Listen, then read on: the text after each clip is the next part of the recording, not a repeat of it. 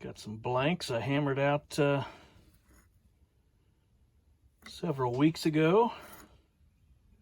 And I think I'm turning these into Christmas presents.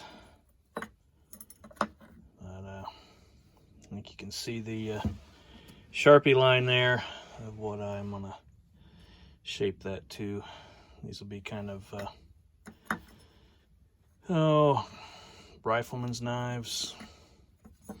We'll probably throw a I don't know, a deer tine handle on those.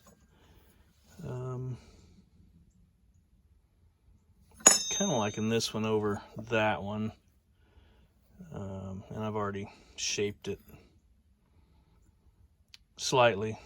Didn't take much to get it into shape, but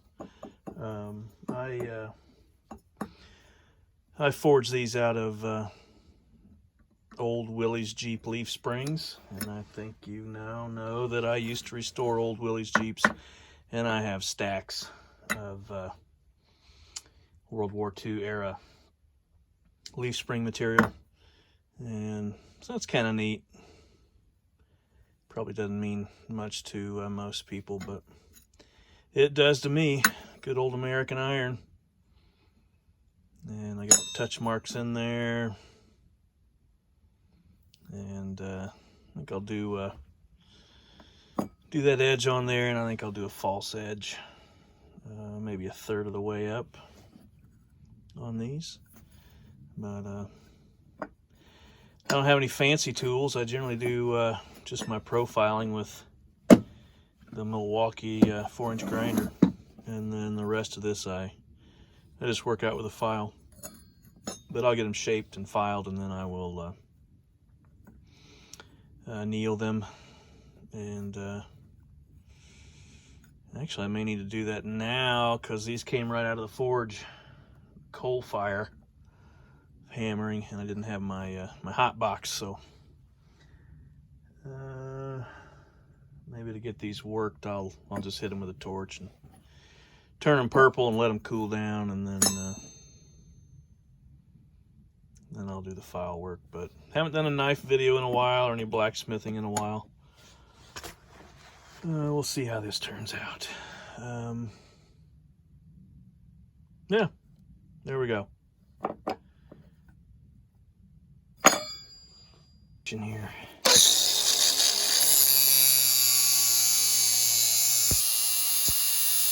I think these will probably get some hilts maybe. That shape's looking pretty good. Take some of this belly out.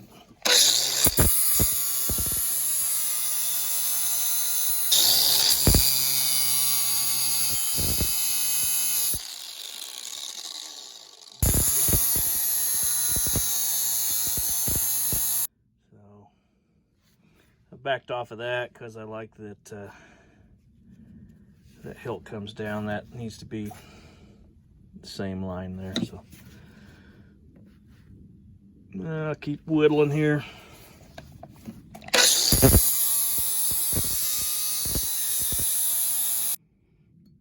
I also don't go full bore on the spines there. I'll do those with a file because the finish looks better. Nobody wants to see modern tool marks on historic or classic looking implements.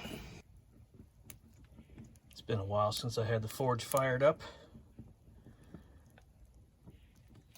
Previous videos of making this, what do we call that? I don't even fucking remember.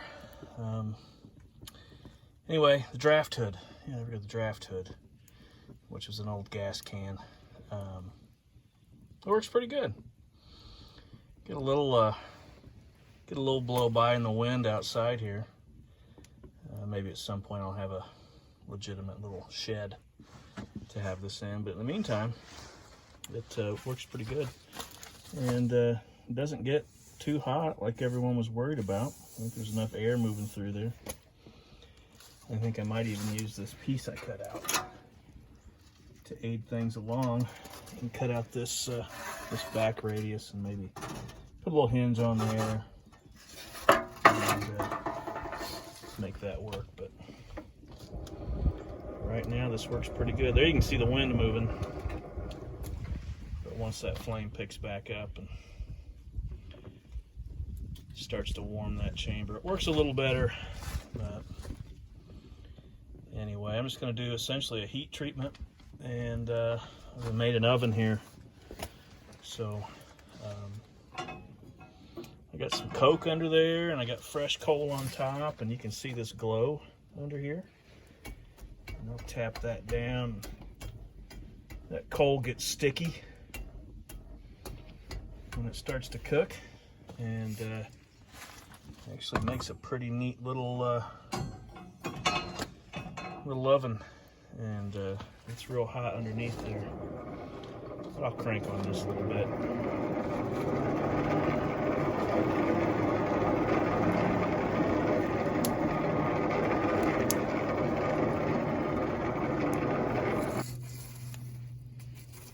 Pull that out a little. Right under there, it's real hot. Put the tangs in first, the thicker parts of the blade, and then let that heat come up. Here's my old hot box. You can see it says that on the lid, kinda. It had some leather hinges, and when I brought it out here, the mice immediately ate them. And but anyway, just a cheap little box, and I keep it full of vermiculite, and it's a great insulator. And once those get to critical temperature, I just pull them out and I put them in this vermiculite to slowly cool. Nice and hot. I'll just sink that down in there and cover it up, and several hours later it'll still be warm to the touch. I've also got a lot of nice mouse piss here. They've got the whole forest to live in, but they want to live with me in my shop. I cleaned up the top of the hot box a little bit. Now you can see where it says hot box. It's dumb, I know. I'll try to get that fixed up. But the important part is in here, down in this vermiculite. There's the blades that have been cooling down in there. There's more in there. By the way, you don't want to breathe the dust of this stuff. It's highly mineralized. There it is. So that's 4 blades ready to start filing on. Working with the old wire brush, it helps to take the scale from the forge off of these before you start filing on them. So I do that with a wire brush. There we go.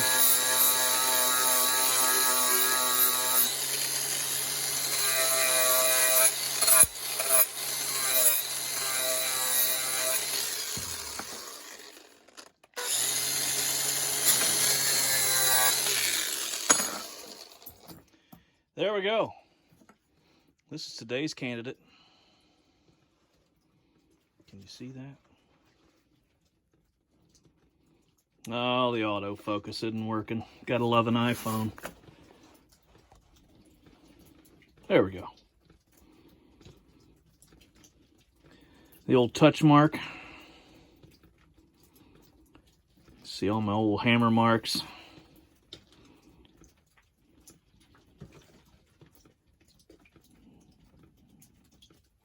All right, this is my knife filing block.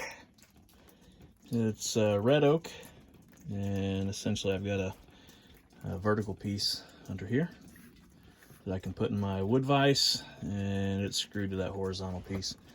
And then I can take a clamp and clamp the tang down, and then I generally always put some leather, depending on how that blade's laying out. It's pretty thick back here, it gets a lot thinner there, so I put that leather to back up the file work so I don't cause any kind of weird fractures or anything like that.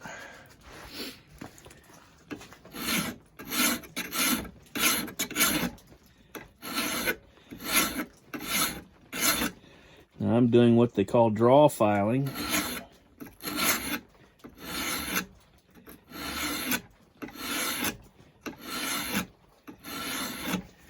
As you can see, that's oh, I just got some nice cold water down my neck. That's pretty good. This is an old school Nicholson file that a buddy picked up at a flea market. They don't make good files anymore. Nobody does. You know, take thousands of years of metallurgy and just throw it in the trash can when your grandpa hands you the business. Just send it to Mexico or China or Brazil, where they generally don't really care about any of that science that was learned. But if you can find these old ones, by God, get them. And if you're interested, there's lots of videos out there where guys show you how to make files, and I think that's the way the industry's going to go. If you want a good file, you're going to have to make it yourself.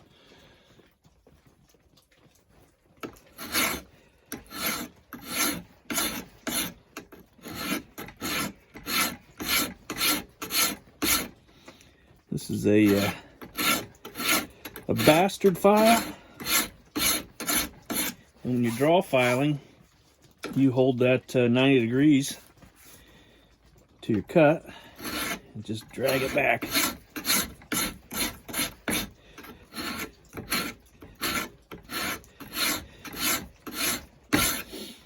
I should go ahead and mark my line. Oh, another thing that's helpful is a file card. It's got lots of little wires in it, and that's used to clean out the teeth of your file if they get gummed up with something. So I'm gonna mark out my line here so I don't get carried away. You always got to make that determination.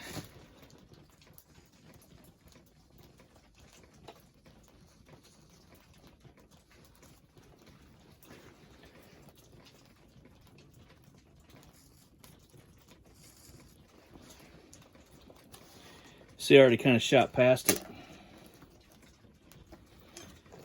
Anyway, that's a good gauge for you when you're filing.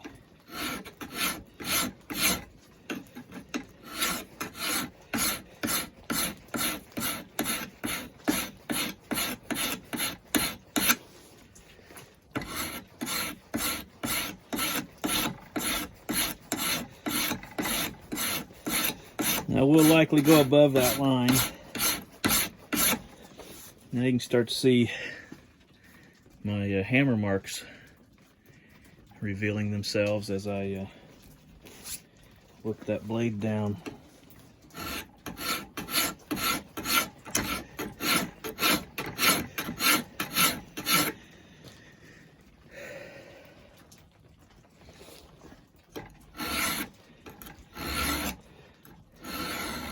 And if you do good, that file will peel off little shavings its width of tooth cut there, or width of the file. Helps to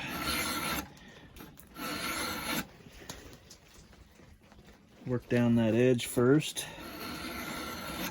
instead of trying to do the whole bevel of the blade at once. And if you've got a good sharp file and that steel is well annealed, you don't have to work real hard. And draw filing, it's actually kind of pleasurable and it's pretty easy. And you don't have to go real fast. You can stay accurate.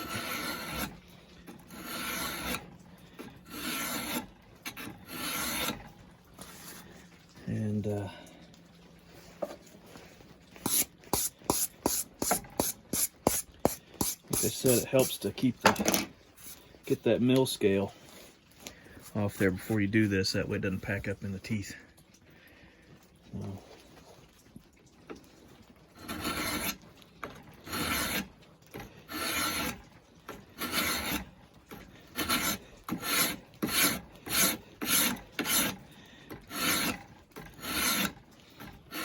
But once you start to describe that edge, you can pick up pace,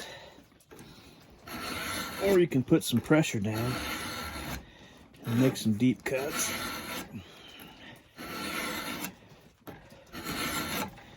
If you want a really deep cut, you can lift the side of the file closest to you up, and it'll really peel some stuff off.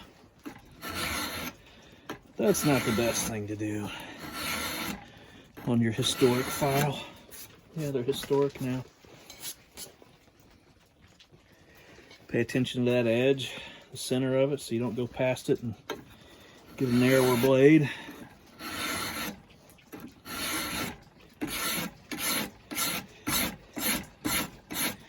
We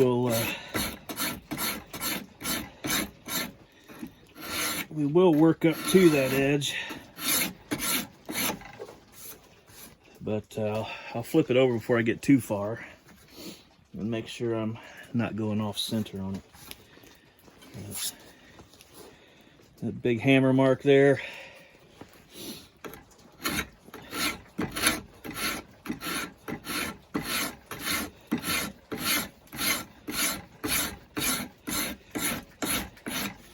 Now I'm getting to that angle, the edge I want to keep there. So I'm going to peel off some more on the cutting edge.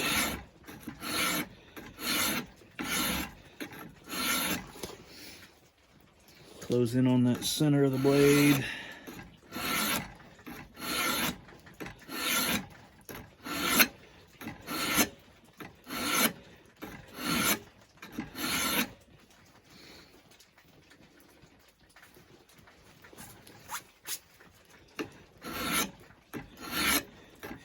Oh, that water's cold.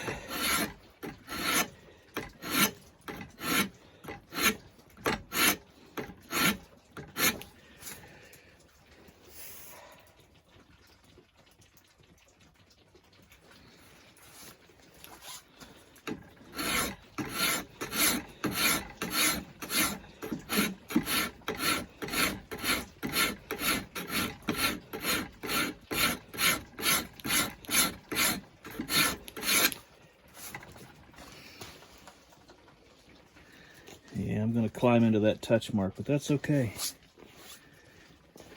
Everyone's a little different. Everyone's got character.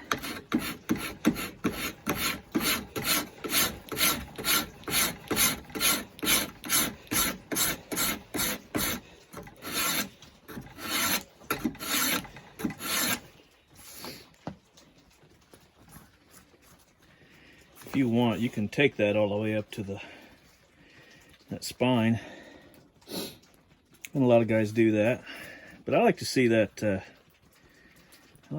forge work. That lets you know it's not just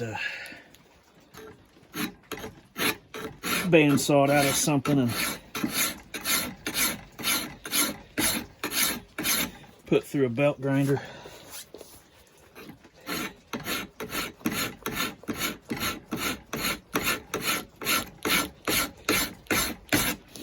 I'm ever so slightly lifting that file on my side.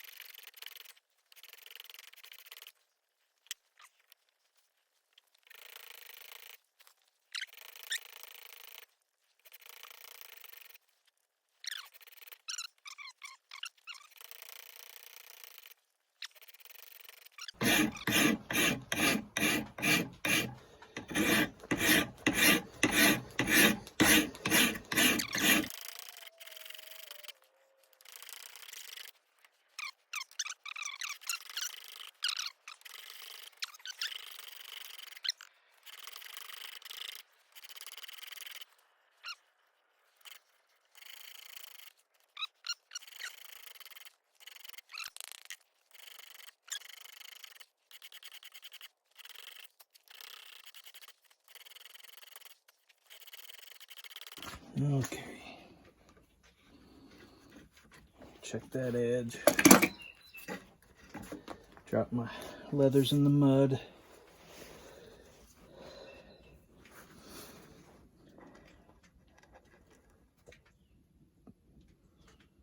It's really good. You can save a whole lot of file time or sanding time if you're actually forging knives. And hammer that as thin as you can, as reasonably as you can, and then you don't have much hand labor. So that's been, what, 28 minutes of filing and running my mouth. And you're probably, I don't know, no, you won't be able to see it, but I got a little thickness there and a little thickness right on the tip. The rest of it's pretty good. If you cup that blade in your hands like that, and then point that edge towards your light source, the actual edge, if you are a little too thick, will get a nice white shine on it, and that'll tell you where you need to take some more off. Everything's really good except for the tip, and that's what I wanted to do. So I need to take a little off of this side. You can't see it, unfortunately, but your blade edge, if you get a little too much on one side, you can actually see that edge kind of bend, and you might think your knife blade is bent, but that's not it. You just got material too far off of one side. But that's pretty close. All right, I won't bore you with the rest. From here, it's mill file work to get those big scratches out. You don't need a bunch of equipment to do this if you want to do it. I've made a lot of knives. I got tired of doing it, and then everybody started doing it. And I'm not I don't know. There's some high-end knife makers. I've never aspired to that. I always wanted more something that would hold up in the bush and be durable and keep a good solid edge most of its life and look good and show the handiwork. So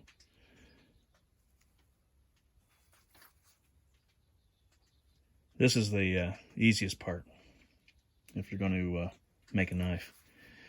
Forging doesn't take long. It takes about as much time to forge it as it does to put an edge on it. What takes time is fitting all the other crap. So I think I am going to do a hilt, and haven't sorted out the handle yet. I got some curly ash I've been had laying around for a long time, and I've got some deer tines. So all right, here's your next bit of lesson. I'm starting the mill file work, and like I said, you can use a machinist die or the cheap old Sharpie and Sharpie that whole filed edge, and then get your mill file and try to leave a black line on the edge and where it meets the transition on the rest of the blade, and mill file just that. When you're hand filing and using any other kind of belt sander or whatever the hell you want to use, it's pretty easy to get a radiused edge. I mean, hollow grinds are nice because that leaves a razor's edge, but that's not great for a utility knife, and that's what this is. So what you do is you start your finish file in the center of those two edges, and just keep working that down until you just start to touch that black on the edge.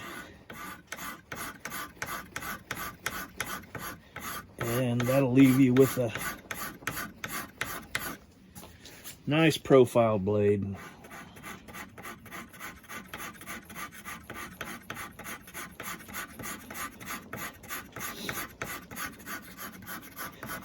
And the main goal here is to work out the draw filing, but also work on that facet of your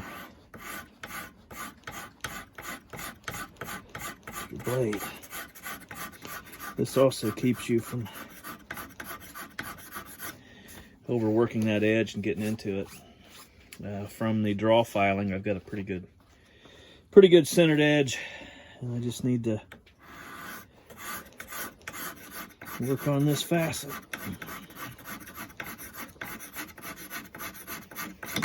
And if you're good, this part won't take you long. You pretty much got it there. What you can do if you're not cleaning off your file, as you can see those shavings piling up, you can reintroduce gouges in there. So don't do what you just saw me do, because I just added a big gouge there.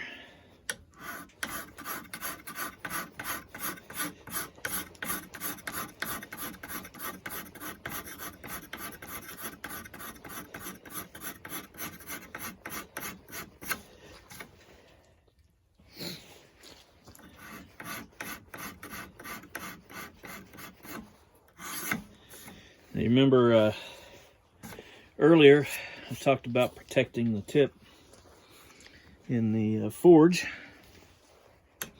when you're heating it.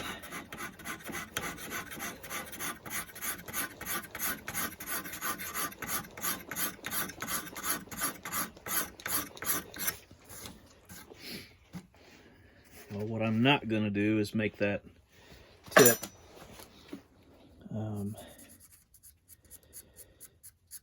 I'm not going to put a big edge on it. Just enough so it's not hard to get rid of once it's heat treated, but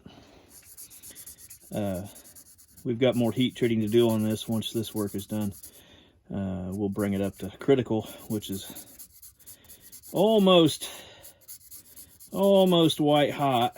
And when you do that, your little ghibli bits, your fine pieces, can very quickly disappear on you. All right, we'll see how I'm doing here.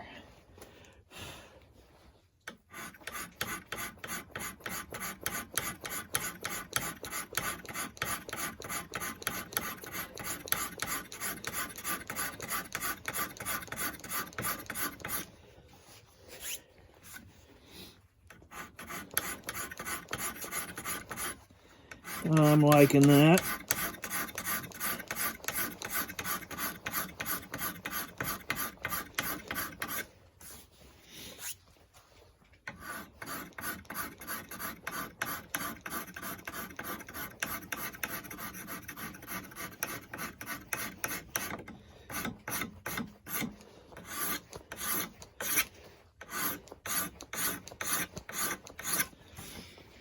Like I said, you don't have to spend a bunch of money on equipment.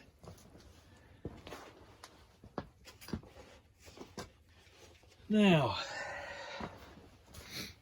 this side's pretty much done, so what I do is I take some used emery cloth or sandpaper,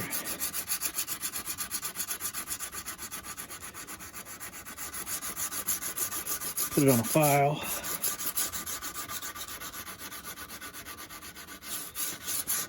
I'll start polishing that edge.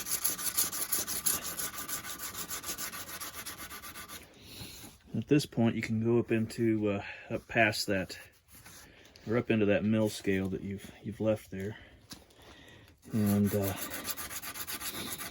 it's not going to gouge it. It'll just gently buff out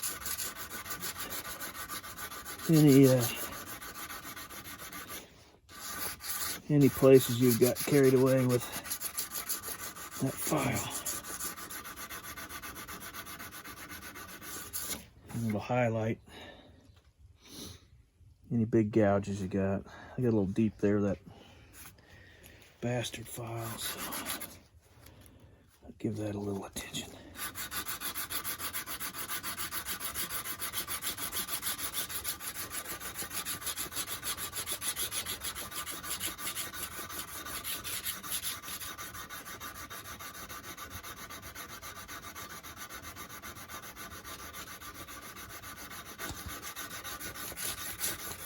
You can stone that and get really carried away,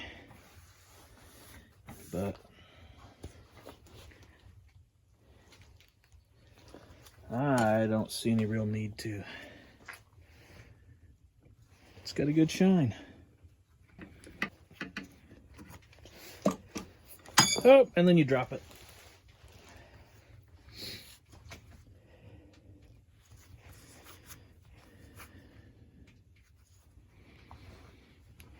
And put a big nick in it from hitting the rock. That's that.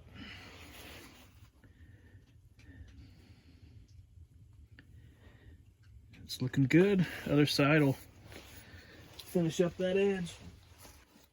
Hey, look at that. I didn't film it because it's essentially the same as doing any old edge on a blade. This false edge on the front. It might have a different name, but I can't remember. I'm starting to have to forget things to learn new things, and sometimes things get lost in that process. So, but anyway, false edge is done on there, and now I'm going to true up the top because I like the way that looks. Same process with the draw filing with the bastard file. I've got that clamped in my wood vise with some leather. And here we go.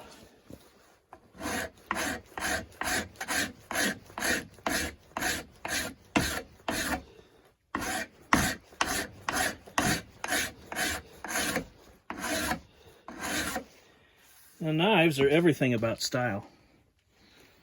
There's all kinds of different kinds and all kinds of different people. And there's all kinds of personal little things. But what I found is, you know, having classes and helping people build knives and building knives for other people. Sometimes it's the flaws that make them personal. A lot of people like a little widget or whatever, divot, because it reminds them of the knife making process, doing the blacksmith work and such. Here to here is pretty much good. I don't want to change that profile, but I do want to get a little bit out of this back part of the blade, because I think I might try to do something pretty, since this is a Christmas gift. So we'll see.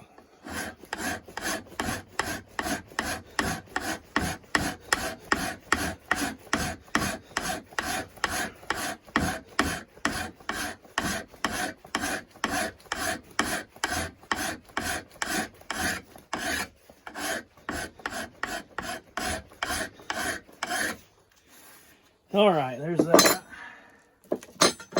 Once again, that was just getting the forging marks out, and I'll follow up.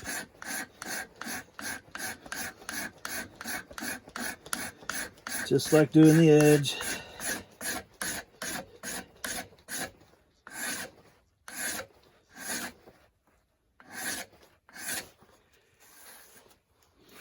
With a mill file, and then sometimes that can get a little proud, or should I say you get a little burr there, it gets a little tough. So I just break it, not heavily, just break it on a 45.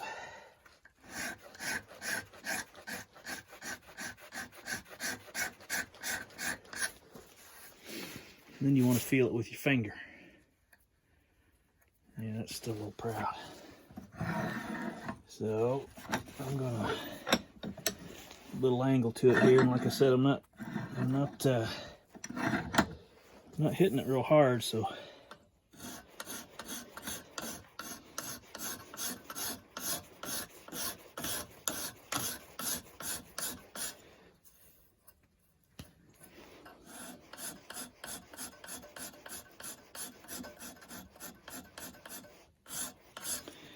You also want to be careful not to, at this point, get into your blades that are kind of polished.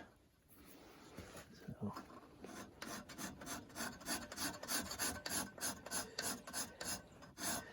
Just be gentle.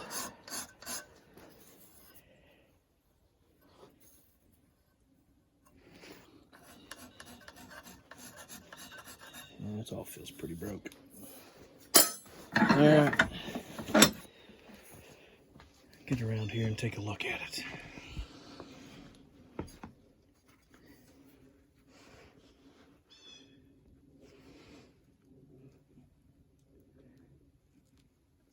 There's that false edge on top.